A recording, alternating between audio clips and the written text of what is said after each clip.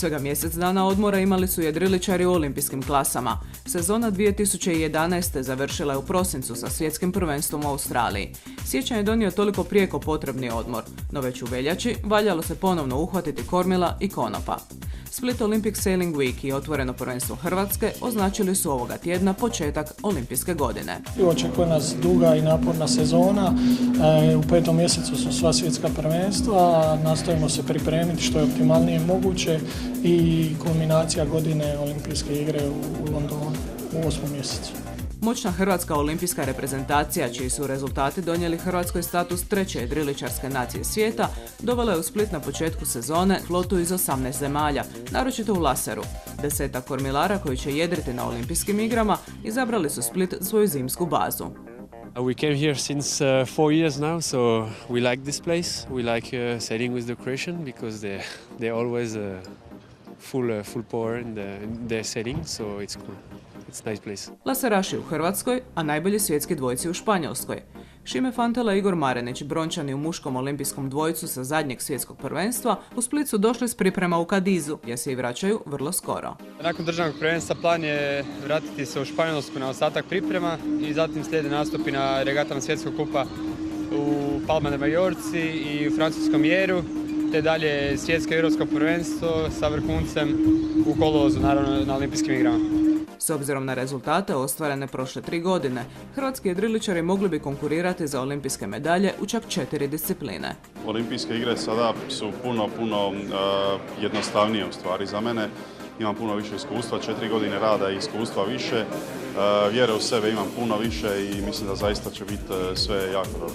To je prvo uzbuđenje, sve je stvarno prošlo nakon svjetskog kad sam se kvalificirao, tako da ne mislim uopće previše o olimpijadi, nego samo kao ću se spremiti za nju.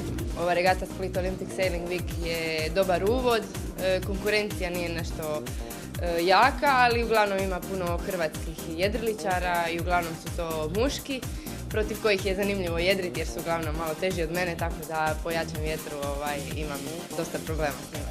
Split Olympic Sailing Week i otvoreno prvenstvo Hrvatske za olimpijske klase prošli su u znaku bure. Nakon početnog slabijeg zapadnjaka prvog dana regate, sve ostale dane flotu je na moru pratilo sunčano, ali vrlo hladno vjetrovito vrijeme. Bura se raspuhala naročito u subotu, kada je jutro osvanulo s oko 30 čvorova i prisililo suce da odgode natjecanje. Ima dosta vitra, ali definitivno je bilo odlično da izađemo na more. Možda bi bilo šteta opreme, ali ima kuće dosta stare opreme, tako da se nadam da ćemo izaći na more i da ćemo guštat ko prasci, jer rijetko se dožive ovako jak vjetar i da se jedri regata.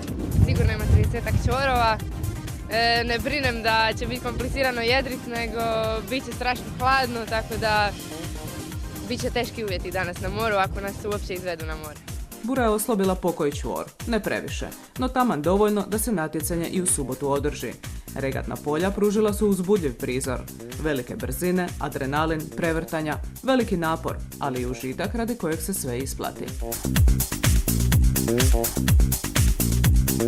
Prvenstvo Hrvatske i Split Olympic Sailing Week jedrili su se u 6 disciplina. Po pitanju naslova prvaka Hrvatske nekih velikih iznenađenja nije bilo. U dvojicu slavili su Šime Fantela i Igor Marenić. U finu je pobjedio Ivan Kjaković-Gašpić, na dasci Luka Mratović, u laseradijalu Tina Mihelić. Najzanimljivije je bilo u laseru i zvijezdi, gdje su se naslovima prvaka Hrvatske okitili Tonči Stipanović te Mate Arapov i Ante Šitić. Računamo, idemo u tom smjeru da ova regata se kvalificira za budući nekakav europski kup, regata sličnog karaktera i nadam se da smo na dobrom putu jer evo, mislim da dobre impresije iz Splita idu u svijetu. Idući tjedan u Splitu se jedri i Mornar Grand Prix za laseraše, koji će u subotu navečer ponuditi pravi spektakl. Promotivna noćna regata nadomak obale pod svjetlima reflektora uz glazbu i komentare poznatog zaljubljenika u jedrenje Marijana Bana. I to je otprilike zadnja prigoda u kojoj ćemo olimpijska kroj jedra gledati u hrvatskim vodama ove godine. Naredna 4 mjeseca slijedi im red regata, red priprema u engleskom Weymouthu, koji će ugostiti olimpijsku regatu.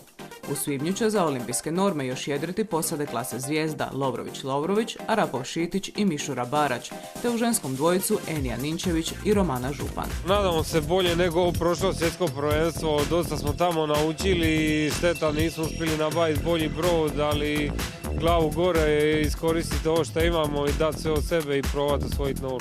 Krenuli smo sa domaćim pripremama, znači u Opatiji i kondicionalnim pripremama pred 2 mjeseca, bazičnim.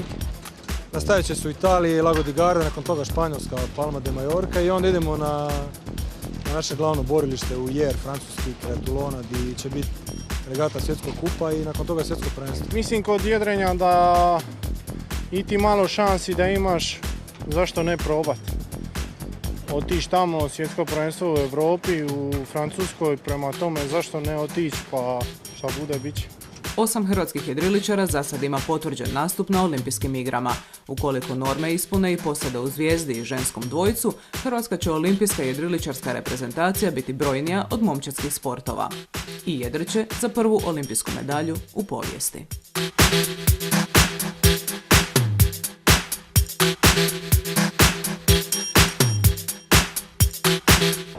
I like it.